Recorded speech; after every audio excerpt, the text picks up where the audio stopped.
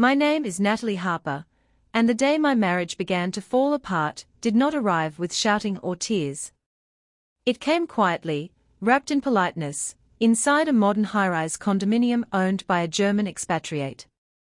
My husband and I were there for a property viewing, and I stood silently beside him, pretending I did not understand a word of German. I had learned long ago that silence was safer. But that day, one sentence slipped through, sharp and unforgiving, and split my world clean in two. For 15 years, I had been the easy wife. The calm one. The woman who adjusted herself to fit the shape of her marriage. I kept the house running smoothly, avoided conflict, and learned how to disappear inside conversations before they became uncomfortable.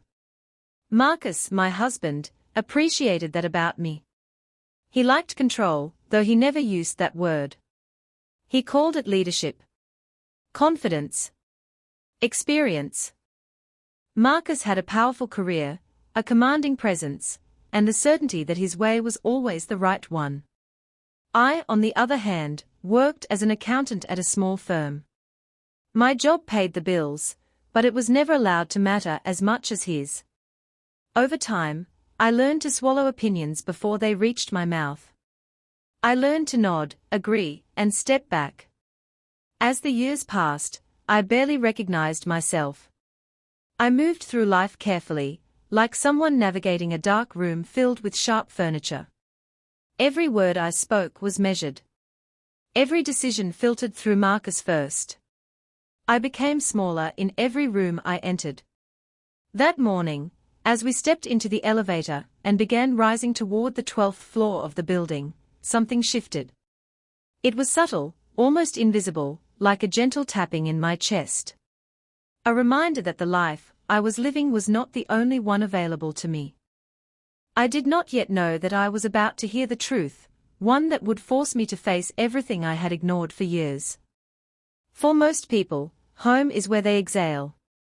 For me, it became the place where I held my breath.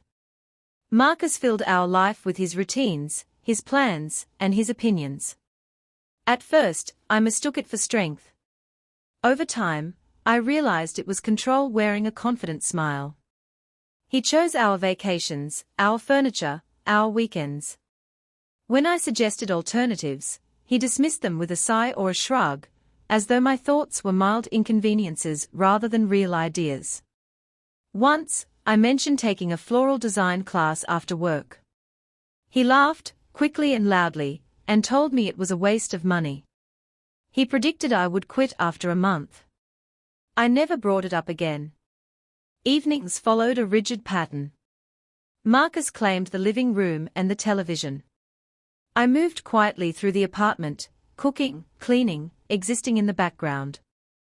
The quieter I became, the more comfortable he was. And the more invisible I felt. Looking back, the erosion was gradual. Not one argument.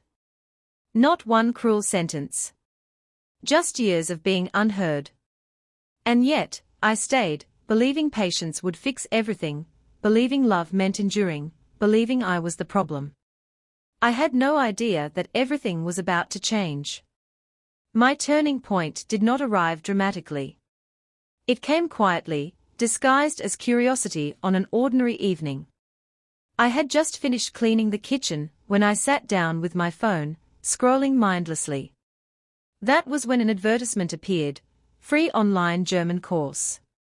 I almost ignored it. Almost. But something made me pause. Maybe it was the idea of doing something that belonged only to me. Something Marcus had no control over. I clicked. That single decision became the first crack in the cage I had been living inside. At first, I stuttered for 15 minutes a night. I whispered basic words in the bedroom while Marcus watched sports in the living room. I kept the door nearly closed, letting the television mask the sound of my lessons. It felt thrilling, dangerous, even. My mind felt awake in a way it had not in years. I wasn't learning for work. I wasn't learning for my marriage. I was learning for myself. 15 minutes turned into 30. 30 became an hour. I filled notebooks with vocabulary and grammar charts, hiding them beneath blankets like forbidden treasure. I started understanding short videos without subtitles. I could read simple articles. The app praised my pronunciation, and every compliment lit a small spark inside me. But I never told Marcus. Not because I wanted to hide forever, but because I already knew how he would respond. He would call it pointless. A distraction. A waste of time. He would ask why I was learning a language that had nothing to do with my career or our life. And beneath his words would be the familiar message, "You're not capable. You won't finish. You're dreaming." So I kept my secret. That private space became my refuge. My quiet rebellion. My freedom. I didn't know it then, but it would soon save me. The next morning, Marcus walked into the bedroom holding his phone, energized. He told me he had found a condo listed by a German man named Oliver Stein. According to Marcus, it was perfect. The best option we'd seen. He didn't ask my opinion. He informed me we'd view it the next day. I nodded, as I always did. But inside, a plan was forming. The building was sleek and impressive. The lobby smelled of fresh coffee and polished stone. Marcus looked around proudly, as though the place reflected his success. I followed quietly, reminding myself of my decision. I would say nothing. I would listen. Oliver greeted us warmly. He was tall, calm, kind in a way that immediately softened the room. Marcus switched to German without hesitation. I stayed silent, leaning against the wall, listening carefully. Oliver spoke about the building, the neighbors, the community. Marcus translated selectively, twisting meanings, removing warmth, shaping the narrative to suit himself. It became obvious quickly. He wanted control of the story, just as he wanted control of everything else. The condo itself was beautiful. Light-filled rooms. Wooden floors. A kitchen that felt full of possibility. I whispered that I liked it. Marcus barely acknowledged me. As they continued talking, something heavy built inside me. This wasn't just about property. It was about truth. When Oliver mentioned a common legal option, registering property under one spouse temporarily to simplify paperwork, he asked Marcus if he wanted to consider it. Marcus leaned back and lowered his voice. "She doesn't need to know," he said in German. "She doesn't understand anything anyway. I'm the one paying. I decide." I froze. Every word landed like a blow. None of her concern. Not my home. Not my future. Not my life. The drive home was silent on my end. Marcus hummed along to the radio, pleased with himself. When we got home, he turned on the television as usual. Something inside me refused silence. "We need to talk," I said. He sighed. "Can it wait?" "No," I asked whose name would be on the deed. He lied easily. I told him exactly what I heard, in German. The color drained from his face. "You understand German?" he asked. The betrayal mattered more than the language. For the first time, his words didn't sink into me. I had a wall now. When I said I no longer trusted him, something in him cracked. He left that night to stay with his friend Caleb. The door slammed shut. And for the first time, the silence felt honest. The morning after Marcus left felt unfamiliar in a way I couldn't explain. The apartment was quiet, but not the heavy, suffocating silence I was used to. It was open. Honest. I sat at the kitchen table with a cup of coffee growing cold in my hands and realized something startling. I wasn't waiting for him to come back. I wasn't rehearsing apologies or explanations. For the first time in years, my thoughts belonged to me. That realization scared me almost as much as it thrilled me. I picked up my phone and stared at the contact I had saved, but never expected to use so soon, Oliver Stein. My fingers shook as I dialed. When he answered, his voice was warm and calm, exactly as it had been during the viewing. "This is Natalie Harper," I said softly. "We saw your condo yesterday." There was a pause. Then he said gently, "You speak German?" "Yes," I admitted. "And I heard everything." He sighed, not in surprise, but in understanding. He told me he had suspected as much. That my silence had spoken louder than words.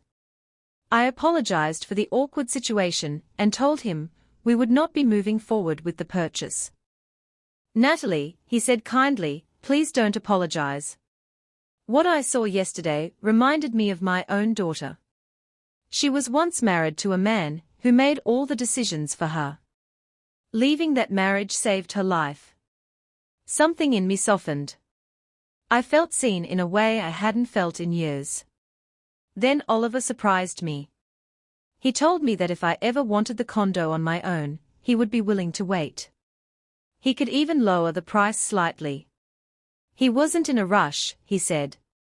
He wanted the home to belong to someone who would truly live in it. When I asked him why he would do that, his answer stayed with me. "Because everyone deserves a fair chance to start again," he said. "And no woman should feel small in her own home." After the call ended, I sat there for a long time, letting hope settle into places that had been empty for years. The following days felt surreal. Marcus returned briefly to collect clothes. He was distant, defensive, as if my silence offended him more than any argument ever could. We barely spoke. Instead of breaking me, the distance clarified everything.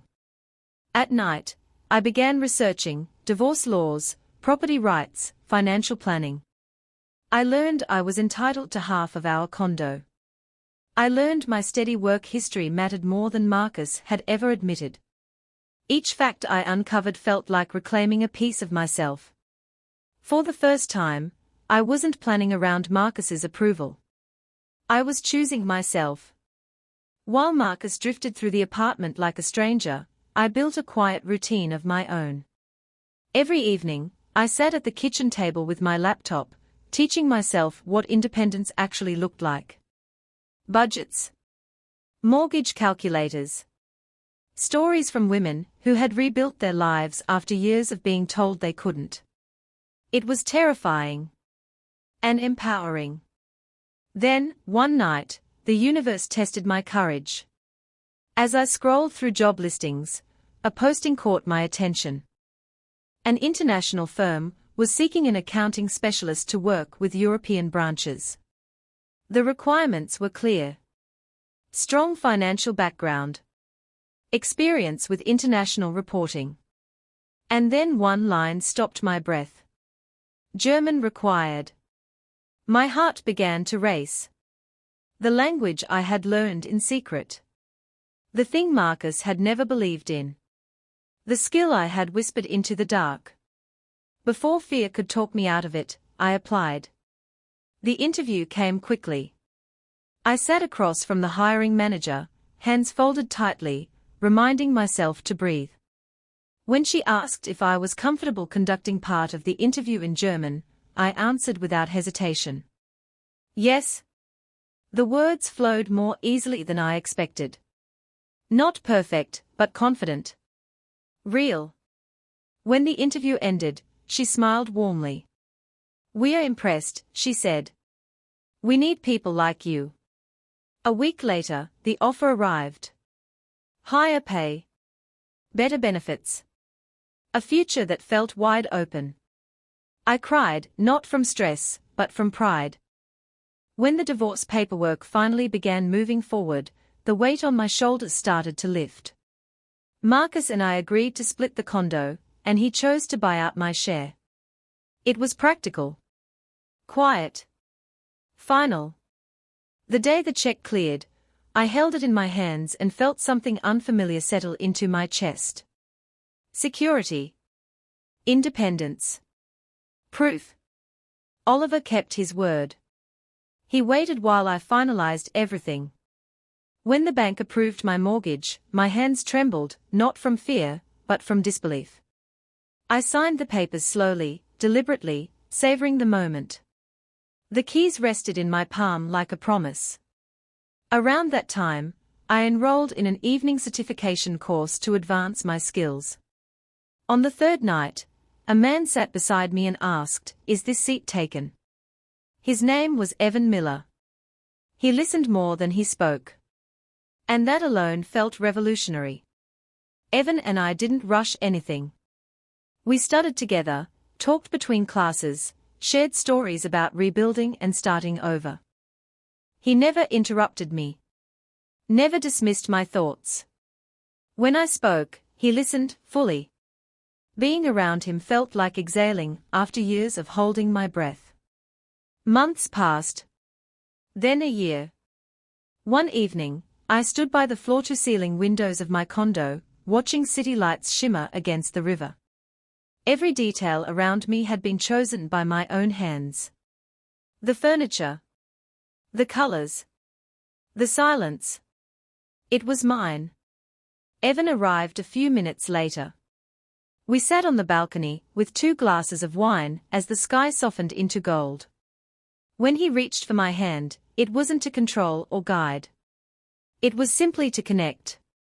"I'm glad our paths crossed," he said. "So am I replied. And my voice didn't tremble. After he left, I walked slowly through my home, letting the quiet settle. I thought about the woman I used to be, careful, silent, afraid to take up space. I had believed silence would protect me. That being agreeable would keep the peace. But silence doesn't protect you.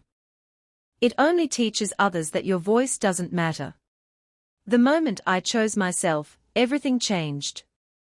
I found a career that valued my mind. A home that reflected my choices. A future built on my decisions, not someone else's control. Most importantly, I found myself again. If any part of my story feels familiar to you, remember this: you are not stuck. You are not powerless.